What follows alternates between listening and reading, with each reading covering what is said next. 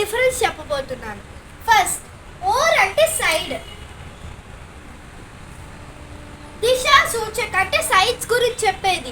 అటు సైడ్, ఇటు side, sorry, so, that side, this side, ఇట్లా చెప్పడానికి మనం దిశా సూచక అంటే ఓర్ని వాడతాం. నెక్స్ట్, ఔర్ అంటే ఎండ్ అని అర్థం. సంయోజక అంటే ఏంటి? కలయిక. రెండు పదాలని కానీ రెండు వాక్యాలని కానీ కలిపేదాన్ని సంయోజక అంటాం.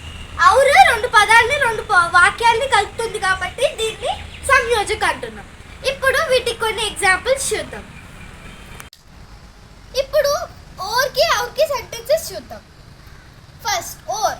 వహ స్కూల్ కి ఓర్ గయా. అతను స్కూల్ సైడ్కి వెళ్ళాలంటే స్కూల్ వైపుకి వెళ్ళాడు. నెక్స్ట్, ఔర్.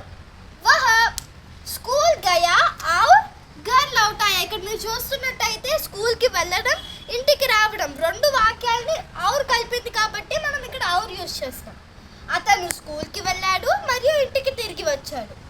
ఇప్పుడు ఈ రెండు కలిపి ఒక సెంటెన్స్లోనే ఒక వాక్యంలోనే ఉంటే దాని ప్రయోగం ఎట్లా ఉంటుందో చూద్దాం.